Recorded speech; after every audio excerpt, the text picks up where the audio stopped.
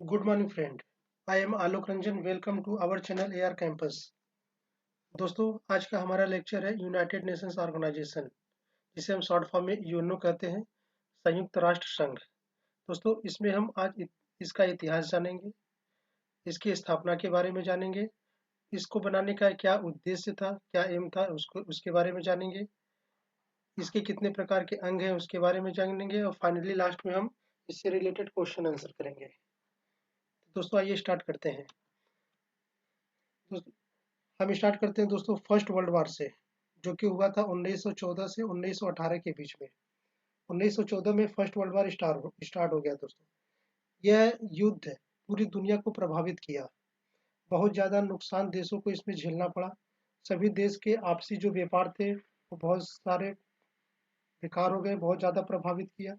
Finally इसका and 1918 में हो जाता है दोस्तों। फर्स्ट वर्ल्ड वॉर कब से कब स्टार्ट होता है? 1940 से 1980, लास्ट 1918 में हो जाता है। और ये 1918 में किस वजह से होता है? जब जर्मनी ने एक संधि किया, ट्रीटी ऑफ वर्साइल जिसे बोलते हैं, वर्साई की संधि पे 28 जून 1919 के दिन वर्साई की संधि पे इसने जैसी सिग्नेचर किया जर्मनी ने, ये वर्ल्ड वार वहीं पे खत्म हो गया। उस टाइम अमेरिका के प्रेसिडेंट हुआ करते थे वुडरो विल्सन। ये देखिए दोस्तों, वुडरो विल्सन 28वें प्रेसिडेंट थे। तो उन्होंने एक दिमाग लगाया। उन्होंने सोचा क्यों ना हम एक ऐसा ऑर्गेनाइजेशन बनाए, माने या एक ऐसा संगठन बनाए जो अब सेकेंड वर्ल्ड वॉर होने ही न थे। और फिर उन्होंने एक ऑर्गेनाइजेशन यानी एक संगठन बनाया जिसका नाम था लीग ऑफ नेशन। तो लीग ऑफ नेशन कौन बनाता? वुडरो विल्सन बनाते हैं। कब बनता है? 10 जनवरी 1920। किस लिए बनता है? फर्स्ट वर्ल्ड वॉर की जो पूरे वर्ल्ड वर्ल्ड वालों ने फेस किया, अब दोबारा से ऐसा कोई वार न हो, इसलिए लीग ऑफ नेशन बनाया गया। इसका हेडक्वार्टर कहाँ है दोस्तों? जिनेवा। जिनेवा स्विट्जरलैंड में। जिनेवा स्विट्जरलैंड में। अभी हम उसको आगे देखेंगे। दोस्तों, ये लीग ऑफ नेशन के बारे में बताते हैं। जब ये लीग ऑफ नेशन बना, ये काफी जगह काम आया।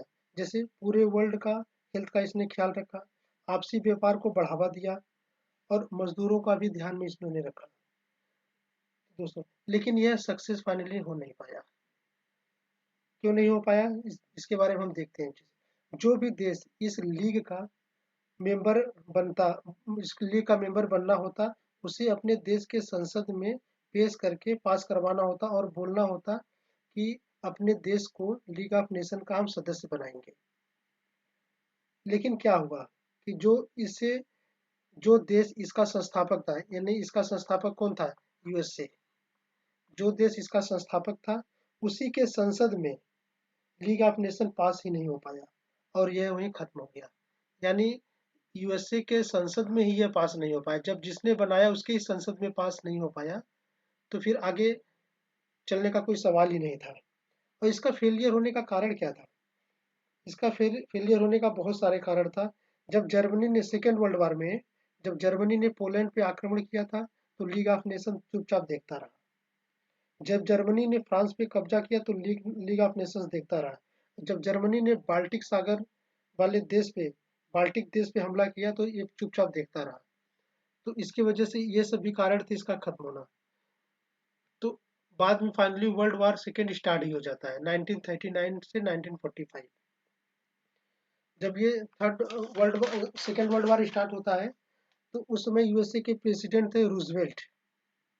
उसमें यूएसए के प्रेसिडेंट थे रूजवेल्ट। उन्होंने बोला हम लीग ऑफ नेशन को दोबारा से सुधारेंगे, और उसको सुधार के उन्होंने नाम रखा, लीग ऑफ नेशन को सुधार के उन्होंने नाम रखा यूएनओ। अब इसका एम क्या था? भाई सेकेंड वर्ल्ड वॉर तो हो गया है, अब इन्होंने कहा अब थर्ड वर्ल्ड वॉर नहीं होने देंगे। तो इसीलिए यूएनओ बना कि अब आगे कोई ऐसा वार न हो, इसलिए इन्होंने यूएनओ को बनाया। अब यूएनओ कैसे बना, इसका क्या रीजन था? सैन फ्रांसिस्को एक जगह थी दोस्तों। सैन फ्रांसिस्को जगह, वहां पे 50 कंट्रीज इकट्ठा होते हैं और 1945 में एक साइन करते हैं, एक डॉक्यूमेंट पे साइन करते हैं जिसका नाम था द यूएन चार्टर, मतलब संयुक्त राष्ट्र अधिकार पत्र। उस पे 50 देश साइन करते हैं। क्वेश्चन ये भी पूछता है कि जब यूएनओ बना तो उस टाइम कितने कंट्री थे? तो आंसर है हमारा 51। अब आप बोलेंगे 50 कंट्री क्यों? हम उसके बारे में बताते हैं वन कंट्री कब आती है। तब जब ये अधिकार पत्र साइन होता है 26 जून 1945 को, किसके द्वारा होता है? 50 कंट्रियों के द्वारा। लेकिन उसमें एक कंट्री को और इंक्लूड करना था, उसको उसके लिए वो था नहीं उस टाइम पे, उसके लिए हमने स्पेस छोड़ दिया उसके सिग्नेचर के लिए। वो था दोस्तों पोलैंड। पोलैंड ने बाद में साइन किया। फाइनली हमारे कितने मेंबर हो गए? 21 मेंबर स्टेट हो गए। तो जब यूएनओ का फॉर्मेशन हुआ था तो कितने कंट्री थे? 51 कंट्रीज। 50 कंट्रीज वालों ने स्टार्टिंग में साइन किया, पोलैंड बाद में आता है। क्वेश्चन पूछता है कौन सा कंट्री 51 मेंबर है जो बाद में साइन करता है? तो दोस्तों ये हमारा पोलैंड। तो ये चार्टर हमारा कब बन के आया? 24 अक्टूबर 1945 को लागू हुआ। तो हम देखते हैं यहाँ से अपना यूएनओ, यूनाइटेड नेशन ऑर्गेनाइजेशन, संयुक्त राष्ट्र संघ। इसकी स्थापना मैंने बता दिया कब हुआ था दोस्तों? 24 अक्टूबर 1945 को हुआ था। जो यूनाइटेड नेशन के संस्थापक सदस्य थे उनकी कुल संख्या कितनी थी स्टार्टिंग में? 51। इसको मैंने बता दिया, 51 याद रखिएगा। यूनाइटेड नेशन या संयुक्त राष्ट्र संघ का सर्वप्रथम अमेरिका की, इसका नाम कौन दिया था सबसे पहले? Franklin D Roosevelt. मैंने बताया था अमेरिका के राष्ट्रपति थे। इसका हेडक्वार्टर कहाँ है? इसका हेडक्वार्टर दोस्तों न्यूयॉर्क में है। मोस्टली आप देखोगे 90% हेडक्वार्टर 90% हेडक्वार्टर जिनोवा में होता है, जिनेवा में। जिसका स्टार्टिंग दोस्तों, जो स्टार्टिंग अक्षर होता है डब्ल्यू से और लास्ट में होता है ओ, इसका अधिकतर जिनेवा में होता है। जैसे आप लोग देखोगे WHO, world health organisation, WTO, world trade organisation देखोगे, WMO, वर्ल्ड मेट्रोलॉजिकल ऑर्गेनाइजेशन देखोगे, WIPO देखोगे, वर्ल्ड इंटेलेक्चुअल प्रॉपर्टी ऑर्गेनाइजेशन। अधिकतर ये सब जिनेवा में ही पाए जाते हैं इसके हेडक्वार्टर। अब इसमें पूछता है नए शामिल देश कौन से हैं इसमें? अभी टोटल इसकी कंट्री कितने हैं इसमें? 193 इसकी कंट्री है टोटल 193। 2002 में स्विट्जरलैंड और 190वां देश बनता है पूर्वी तिमोर 191। 2006 में मोंटेग्रो 192 देश। लास्ट वाला इसको ये इंपॉर्टेंट है दोस्तों, एग्जाम में पूछता है। 2011 में लास्ट वाला 193 कौन सा? साउथ सूडान, मतलब दक्षिणी सूडान था देश वाला। अब आगे देखते हैं इसके लैंग्वेज, इसकी कार्यालय की भाषा। 5 कार्यालय की भाषा है। अंग्रेजी, इसको याद रखना, अंग्रेजी, फ्रेंच, चीनी, अरबी, स्पेनिश। संयुक्त राष्ट्र संघ की कार्यालय भाषा है। जबकि कार्यकारी भाषा जिसमें काम होता है अधिक, वो है अंग्रेजी और फ्रेंच है। कार्यकारी भाषा कौन कौन सी है? अंग्रेजी और फ्रेंच है। अब इसके हम ध्वज के बारे में, इसके फ्लैग के बारे में जान लेते हैं। यूनाइटेड नेशन के ध्वज की पृष्ठभूमि हल्की नीली है और उस पर श्वेत रंग के राष्ट्र संघ का प्रतीक है। यह ध्वज प्रतीक दो जैतून, जैतून जानते हैं, जैतून का पेड़ देखिए ना, दो जैतून के वक्राकार शाखाएं हैं जो ऊपर से खुली हुई हैं और उनके बीच में वर्ल्ड का मैप है, उनके बीच में वर्ल्ड का मैप बना हुआ। इस फ्लैग प्रतीक को कब? 7 दिसंबर 1946 का अनुमोदन हुआ। और अपनाया कब गया था? इसे आप याद रखना है दोस्तों, ये जो इम्पोर्टेंट है कि यूएनओ के फ्लैग को कब अपनाया गया था? 20 अक्टूबर 1947। 20 अक्टूबर 1947 को अपनाया गया। दोस्तों आप जो देख सकते हैं ये दो जैतून के वक्राकार इसकी शाखाएं हैं, एक इधर है एक इधर, और इनके बीच में ये पूरा वर्ल्ड का मैप है। अब संयुक्त राष्ट्र संघ के प्रमुख अंग और ऑर्गन्स ऑफ यूनाइटेड नेशंस, इसके 6 अंग हैं। क्वेश्चन ये पूछता है कि यूएनओ के कितने अंग हैं? 6 अंग। अब 6 अंग के बारे में कौन कौन से हैं?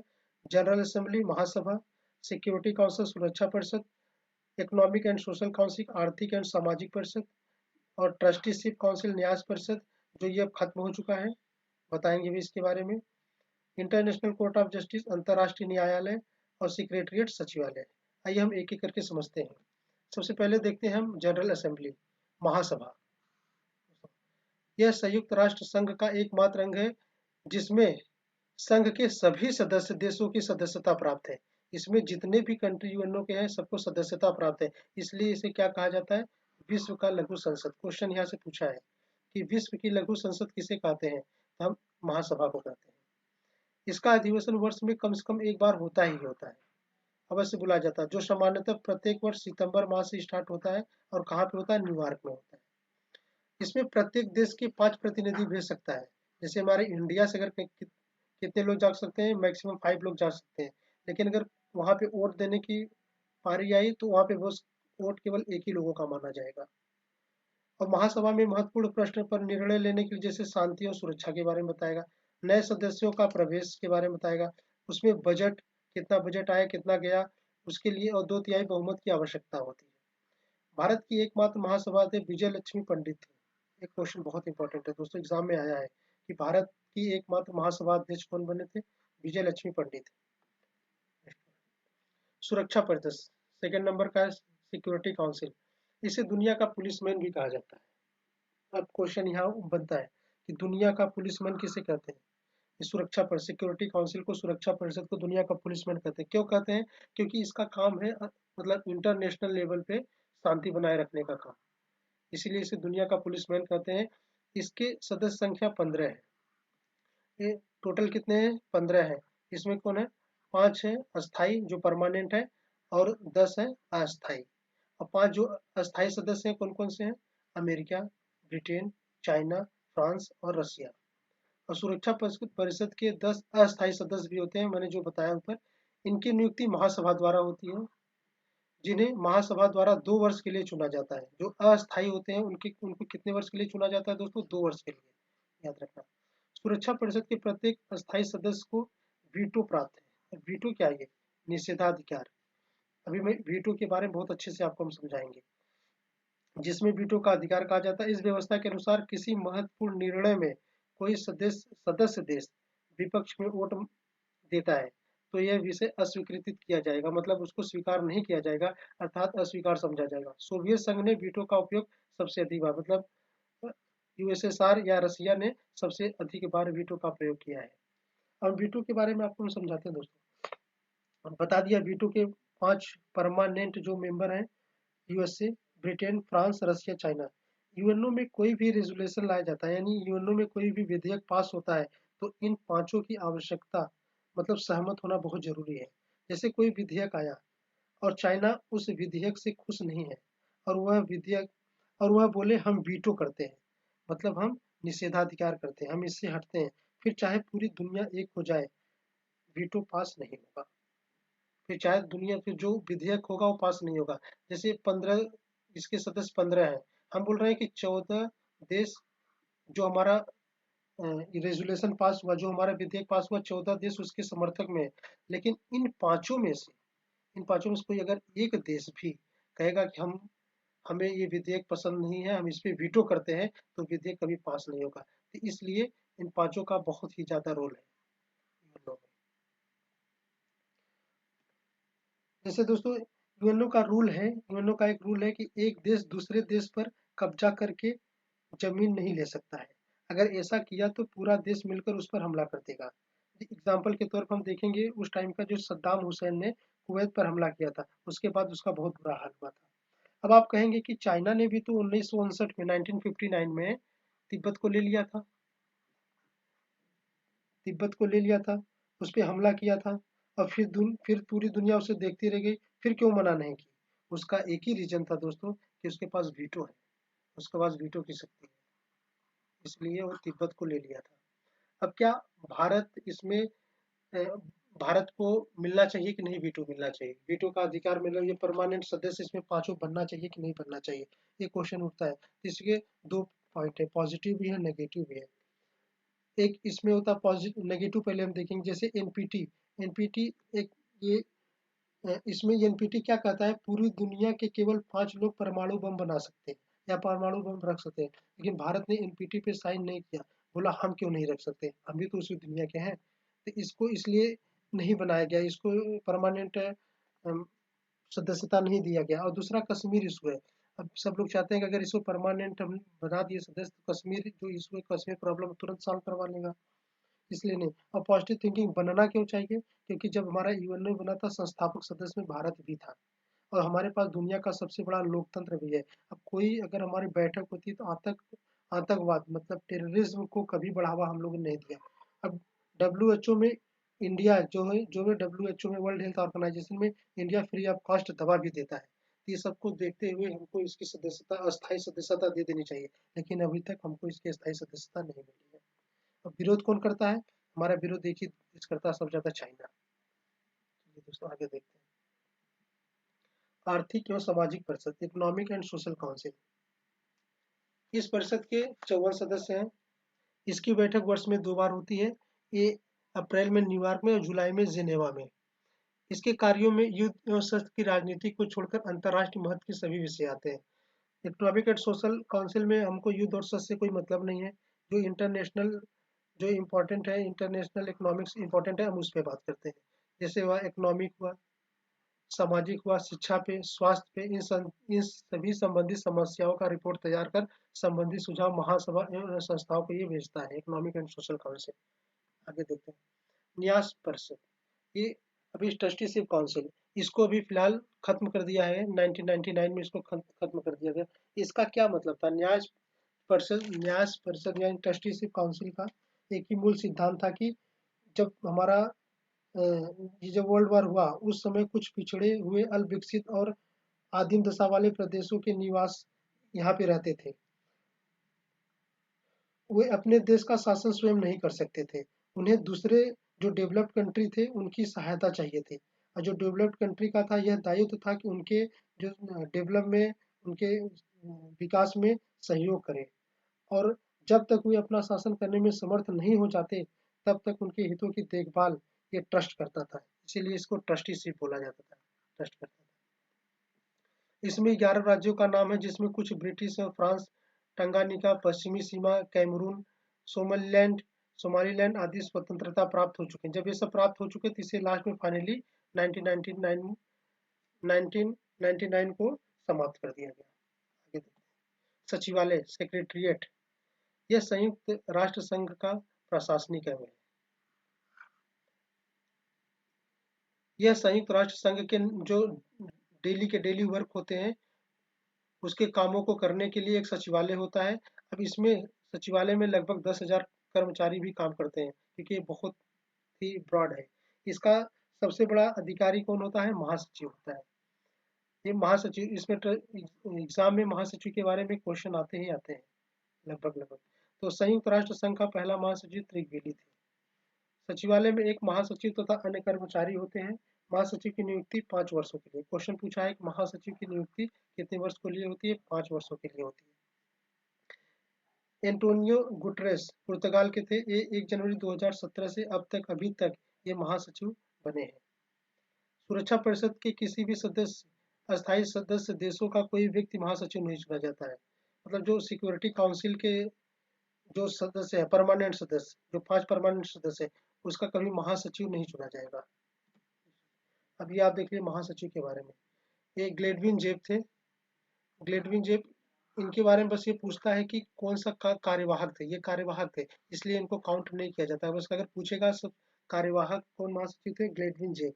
हमारा स्टार्ट यहाँ से होता है। फर्स्ट तो ट्रिगवेली, उसके बाद Dag Hammarskjold, U Thant, Kurt Waldheim, Javier Perez de Cuellar, Boutros गानी, Kofi Annan, Ban Ki Moon. इस टाइम प्रेजेंट में एंटोनियो गुटरेस है। ये पुर्तगाल के हैं। क्वेश्चन हमेशा यही पूछता है, ये पूछेगा और ये ट्रिगवेली वाला पूछेगा, नॉर्वे। बाकी अगर आपको इसका ट्रिक चाहिए हमेशा के लिए तो हम आगे वीडियो डालेंगे इसका ट्रिक, आप वहां से देख लेना। आगे देख, इंटरनेशनल कोर्ट ऑफ जस्टिस, सबसे पहले इसका हेडक्वार्टर पूछता है। कोई डायरेक्ट क्वेश्चन यही खूब पूछता है, इसका हेडक्वार्टर कहाँ पे है? हेग, नीदरलैंड में। इसकी स्थापना होती है 3 अप्रैल 1946 को। इसमें सदस्य हैं 15 सदस्य होते हैं। इस न्यायालय में 22 सदस्य होते हैं जो महासभा एवं सुरक्षा परिषद द्वारा निर्वाचित किए जाते हैं। इसका मुख्यालय मैंने बता दिया ऊपर, द हेग, नीदरलैंड में है।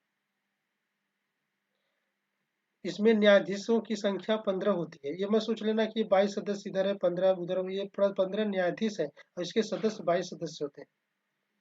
न्यायाधीश के रूप में अंतर्राष्ट्रीय विधि के क्षेत्र में मान्यता प्राप्त व्यक्ति ही चुने जाते हैं।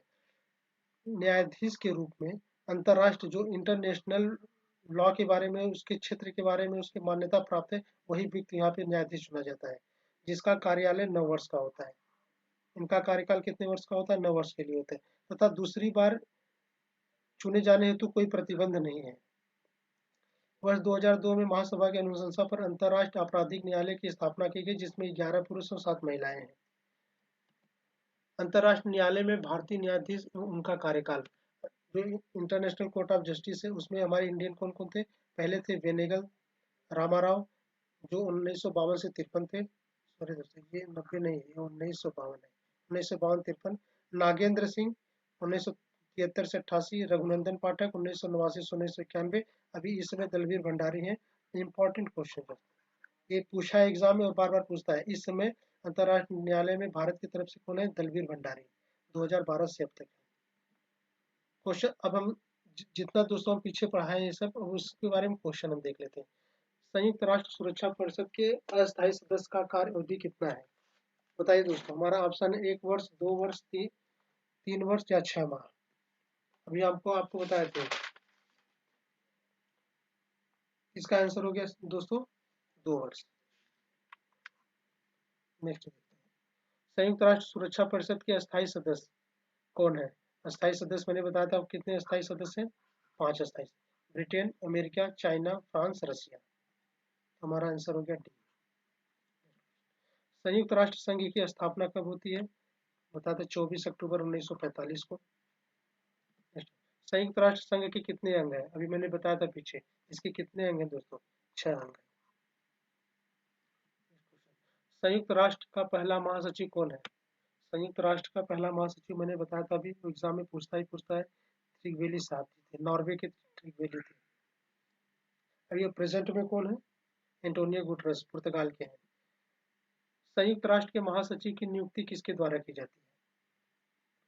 अभी मैंने पीछे बताया था, इसकी नियुक्ति सुरक्षा परिषद की सिफारिश पर महासभा द्वारा की जाती है। डी आंसर है। संयुक्त राष्ट्र महासभा का अध्यक्ष बनने वाला प्रथम भारतीय कौन है? विजय लक्ष्मी पंडित, मैंने बताया था विजय लक्ष्मी पंडित जी है। कौन सुरक्षा परिषद का स्थायी सदस्य नहीं है? यूके है, फ्रांस है, अमेरिका है, ऑस्ट्रेलिया नहीं है दोस्तों। हमारा आंसर हो जाएगा ये, ऑस्ट्रेलिया नहीं है। कौन सी संयुक्त राष्ट्र संघ की कार्य करने की भाषा है? UNO official language. Official language कौन सा है दोस्तों? फ्रेंच। फ्रेंच हमारा कौन सा है? यूएनओ ऑफिशियल लैंग्वेज है। अब संयुक्त राष्ट्र संघ में हिंदी में भाषण देने वाले प्रथम व्यक्ति कौन थे? अटल बिहारी वाजपेयी थे। क्वेश्चन एग्जाम में पूछा है, इसलिए मैंने यहाँ पे लगाया इसको। यूएनओ में इन्होंने हिंदी में भाषण दिया था। यूएनओ को किस वर्ष नोबेल का शांति पुरस्कार मिला था? ये भी एग्जाम में क्वेश्चन पूछ चुका है दोस्तों, 2001 में। तो दोस्तों हमारा आज का लेक्चर खत्म होता है यूएनओ। अगर आपको अच्छा लगा हो प्लीज सब्सक्राइब करिएगा। Thank you.